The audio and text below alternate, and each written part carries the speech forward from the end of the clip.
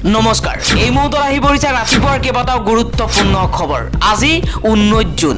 অসমৰ লগতে ভাৰতৰ বিভিন্ন প্ৰান্তৰ পৰা এনে ধৰণৰ খবৰসমূহ নিতৌ চাবৰ কাৰণে চেনেলটো সাবস্ক্ৰাইব কৰি ভিডিঅ'টোত এটা লাইক কৰি দিব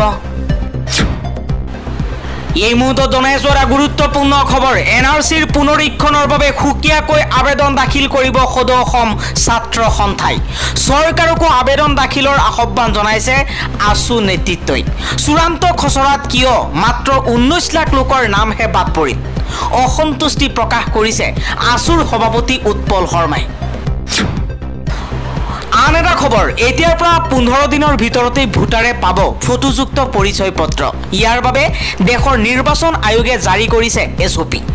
ভোটাৰৰ তথ্য খলনিৰ দিন ধৰি 15 দিনৰ ভিতৰত পাব পৰিচয় পত্ৰ ফটোযুক্ত পৰিচয় পত্ৰৰ অৱস্থিতিও জানিব পাৰিব ভোটাৰে সমগ্ৰ প্ৰক্ৰিয়াটো নিৰীক্ষণৰ বাবে দায়িত্ব দিয়া হৈছে ইআৰঅক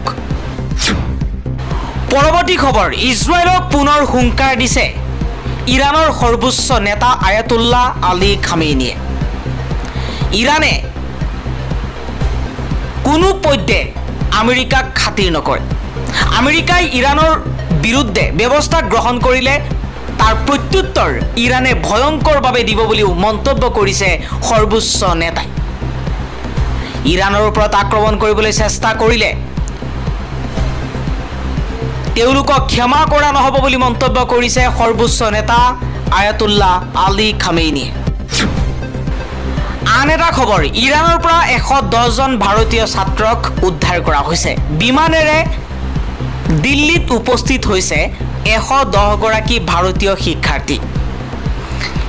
বৰ্তমান সময়ত ইৰাণ আৰু ইজৰাইলৰ মাজত চলি আছে যুদ্ধ এই যুদ্ধৰ বাবেই ভাৰতীয় ছাত্ৰ-ছাত্ৰীক ভাৰতলৈ অনা হৈছে পৰৱৰ্তী খবৰ পাকিস্তানৰ প্ৰধানমন্ত্ৰী শ্বেহবাজ শ্বৰীফ আসিম মুনিৰৰ দৰে বিজেপি আৰএছএছক গালি পাৰিছে সাংসদ গৌৰৱ গগৈ অসমৰ ৰাজনীতিৰ আটাইতকৈ নিকৃষ্টতম নেতাজন হৈছে গৌৰৱ গগৈ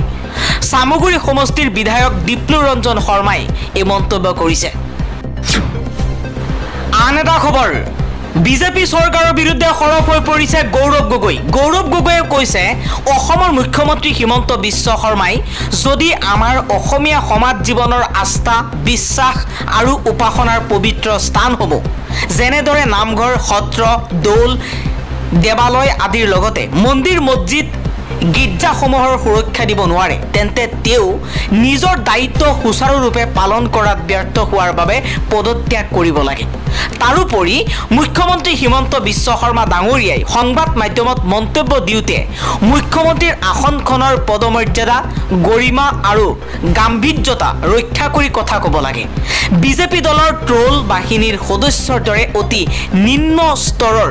আৰু তৰল মন্তব্য কৰিলে একেবাৰে শোভা নাপায়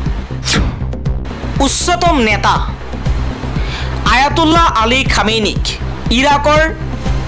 প্ৰাক্তন ৰাষ্ট্ৰপতি সাদ্দাম হুছেইনৰ দৰে হত্যা কৰাৰ হুংকাৰ দিছে ইজৰাইলে কৈছে বৰ্তমান সময়ত ইৰানে যেনেধৰণে ইজৰাইলৰ ওপৰত আক্ৰমণ কৰি আছে তাৰ পৰিণাম ভয়ংকৰ হ'ব আৰু সাদ্দাম হুছেইনৰ দৰে হত্যা কৰা হ'ব ইৰানৰ সৰ্বোচ্চ নেতা আয়াতুল্লাহ আলী খামেইনি ইৰানে ভয়ংকৰভাৱে আক্ৰমণ কৰিবলৈ চেষ্টা চলাইছে ইজৰাইলৰ চাৰিওফালৰ পৰা ঘেৰি ধৰি আক্ৰমণ কৰি আছে ইৰানে এবাৰ ভয় খাইছে ইজৰাইলে আমেৰিকাৰ ৰাষ্ট্ৰপতি ডোনাল্ড ট্ৰাম্পে কৈছে যে যিকোনো সময়তেই ইৰানৰ উচ্চতম নেতা আয়াতুল্লাহ আলী খামেইনিক ধৰি আনি সাদ্দাম হুছেইনৰ দৰে হত্যা কৰা হ'ব পাৰে কিন্তু এতিয়াও সময় অহা নাই সময় আহিলে তেওঁক হত্যা কৰা হ'ব ইপিনে ইৰানৰ সৰ্বোচ্চ নেতা আয়াতুল্লাহ আলী খামেইনিয়ে কৈছে যে আমাৰ দেশৰ মানুহৰ যেতিয়ালৈকে তেজ গৈ থাকিব তেতিয়ালৈকে আমি ইজৰাইলৰ ওপৰত আক্ৰমণ চলাই থাকিম আয়াতুল্লাহ আলী খামেইনিয়ে কৈছে ইজৰাইলে আক্ৰমণ কৰি ডাঙৰ ভুল কৰিছে ইৰানে প্ৰথমে আক্ৰমণ কৰা নাছিল ইজৰাইলে আৰম্ভণি কৰিছে গতিকে সমাপ্ত কৰা হ'ব ইৰাণৰ ফালৰ পৰা ইৰাণৰ মিলিটাৰী ফৰ্চেও কৈছে যেতিয়ালৈকে এক বিন্দু তেজ থাকে তেতিয়ালৈকে ইজৰাইলৰ বিৰুদ্ধে আক্ৰমণ চলাই নিব ইৰাণে সুপ্ৰিম লিডাৰ আয়াতুল্লাহ খামেনিয়ে কৈছে ইৰাণে কেতিয়াও কম্প্ৰমাইজ নকৰে ইৰাণে কোনো ৰাষ্ট্ৰক ভয় নকৰে আমেৰিকাক ভয় নকৰে ইজৰাইলৰ সমৰ্থনকাৰী দেশসমূহক ভয় নকৰে যিকোনো সময়ত বিশ্বৰ যিকোনো প্ৰান্তত আক্ৰমণ কৰিব পৰা শক্তি ইৰাণৰ আছে বুলি মন্তব্য কৰিছে আয়াতুল্লাহ খামেনিয়ে পৰৱৰ্তী খবৰ পুঁজিপতিৰ চৰণ চুই খিলঞ্জীয়াক উচ্ছেদ কৰিবলৈ উদ্যত চৰকাৰ কুলচি নদীৰ বান্ধ নিৰ্মাণৰ বিৰুদ্ধে উত্তাল প্ৰতিবাদ প্ৰস্তাৱিত কুলচি নদীৰ 55 মেগাৱাটত জলবিদ্যুৎ প্ৰকল্পৰ বিৰুদ্ধে উত্তাল প্ৰতিবাদ সাব্যস্ত কৰিছে স্থানীয় ৰাভা গাৰো আদি জনজাতীয় লোকসকলে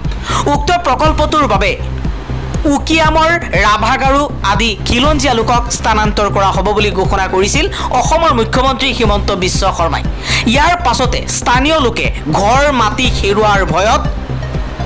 এতিয়া প্ৰতিবাদত নামি পৰিছে স্থানীয় জনগোষ্ঠীৰ লোকসকলে অসম আৰু মেঘালয়ৰ মুখ্যমন্ত্ৰীক এই জলবিদ্যুৎ প্ৰকল্পটো বাতিল কৰিবলৈ দাবী উত্থাপন কৰি আহিছে আৰু ইয়াৰ বিৰোধিতাৰে ধাৰাবাহিকভাৱে আন্দোলন কৰি আছে পৰৱৰ্তী খবৰ মৰিগাঁও আদালতৰ ঐতিহাসিক ৰায়দান দুই অপৰাধীক কাৰাদণ্ডৰে দণ্ডিত কৰিছে মৰিগাঁও জিলা কাৰাগাৰৰ পৰা পলায়ন কৰা দুদৰ্শ অপৰাধী জিয়াৰুল ইছলামক মৰিগাঁও পোক্সো বিশেষ আদালতে 20 বছৰ কাৰাদণ্ড বিহাৰ লগতে কাৰাগাৰৰ পৰা পলায়ন কৰাৰ অপৰাধত অতিৰিক্ত 5 বছৰ সশ্ৰম কাৰাদণ্ডৰে দণ্ডিত কৰিছে উল্লেখ্য যে 2023 চনত মিকিৰভেটা আৰক্ষী থানাৰ অন্তৰ্গত হাবিবৰৰাঙা বাৰী গাঁৱৰ দীপু নাথ নামৰ লোকজনে নিজৰ পত্নীক অতি বৰ্বৰভাৱে হত্যা কৰিছিল উক্ত গোচৰত মৰিগাঁও জিলা সত্ৰ আদালতে যাৱজ্জীৱন কাৰাদণ্ড বিহিছে অপৰাধী নাথক পৰৱৰ্তী খবৰ ইজৰাইলৰ আক্ৰমণত ইৰাণত কমেও 585 জন লোকৰ মৃত্যু হৈছে মানৱ অধিকাৰ সংগঠনে প্ৰকাশ কৰিছে এই তথ্য ইজৰাইলে চলোৱা বিমান আক্ৰমণৰ 6টো দিনত আতংকিত তেহেৰানৰ বাসিন্দাসকলে নিজৰ ঘৰ বাৰী এৰি পলায়ন কৰিছে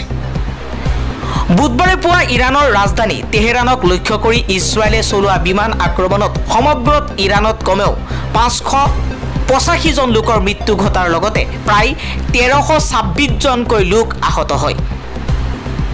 ৱাশ্বিংটন স্থিত মানৱ অধিকাৰ সংগঠনৰ কৰ্মীসকলে জনোৱা মতে ইজৰাইলৰ আক্ৰমণত নিহতসকলৰ ভিতৰত 239 জনক সাধাৰণ নাগৰিক আৰু 126 জনক নিৰাপত্তাৰক্ষী হিচাপে চিনাক্ত কৰা হৈছে আন এটা খবৰ কেদাৰনাথ যাত্ৰাপথত ভূমিস্খলন মূৰত শিল পৰি দুগৰাকী তীৰ্থযাত্ৰীৰ মৃত্যু আৰু 3 জনকৈ লোক আহত হৈছে কেদাৰনাথ যাত্ৰাৰ পথত বিপৰ্যয় বুধবাৰে কেদাৰনাথত ভূমিস্খলনৰ ফলত 2জন তীৰ্থযাত্ৰীৰ মৃত্যু হোৱাৰ লগতে 2জনকৈ যাত্ৰী 3জনকৈ যাত্ৰী গুৰুতৰভাৱে আহত হৈছে পৰৱৰ্তী খবৰ ইৰাণে আমেৰিকাৰ ঘাটিত মিছাইল আক্ৰমণৰ পৰিকল্পনা কৰিছে ইৰাণ ইজৰাইলৰ যুদ্ধত আমেৰিকাই যোগ দিলে ইৰাণ চুপ হৈ নাথাকে পশ্চিম এছিয়াত থকা মাৰ্কিন সামৰিক ঘাটিসমূহত আক্ৰমণ চলাবলৈ ইৰাণে ক্ষেপণাস্ত্ৰ আৰু সামৰিক সঁজুলি সাজু ৰাখিছে চোৰাংচোৱা সংস্থাৰ তথ্য পৰ্যালোচনা কৰি মাৰ্কিন প্ৰশাসনৰ বিষয়াসকলে এই দাবী উত্থাপন কৰিছে নিউয়ৰ্ক টাইমছৰ প্ৰতিবেদন অনুসৰি শেহতীয়াকৈ আমেৰিকাই ইউৰোপলৈ প্ৰায় 3 ডজন ইন্ধন ভৰোৱা বিমান পঠিয়াইছে মাৰ্কিন ঘাটি ৰক্ষাৰ বাবে থকা যুদ্ধ বিমানসমূহক সহায় কৰিবলৈ এই ইন্ধন বিমান পঠোৱা হৈছে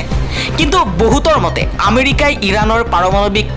কেন্দ্ৰসমূহত আক্ৰমণৰ কথা ভাবিব পাৰে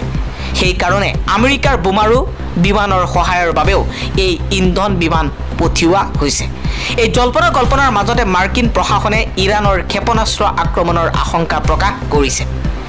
ইৰাণ ইজৰাইলৰ সংঘাতত আমেৰিকাৰ হস্তক্ষেপৰ দাবী জনাইছে ইজৰাইলৰ প্ৰধানমন্ত্ৰী বেঞ্জামিন নেতান্যাহুৰ প্ৰশাসনে তেওঁ বিচাৰিছে আমেৰিকাই এই যুদ্ধত সামৰিকভাৱে হস্তক্ষেপ কৰক যাতে ইৰাণে তেওঁলোকৰ পাৰমাণৱিক কাৰ্যসূচী বন্ধ কৰে ইৰাণৰ ভূগৰ্ভস্থ পাৰমাণৱিক কেন্দ্ৰ ফৰ্ডত আমেৰিকাই বোমা নিক্ষেপ কৰক, কাৰণ এই কেন্দ্ৰ ধ্বংস কৰিবলৈ ইজৰাইলৰ হাতত উপযুক্ত বোমা নিক্ষেপকাৰী যুদ্ধ বিমান নাই।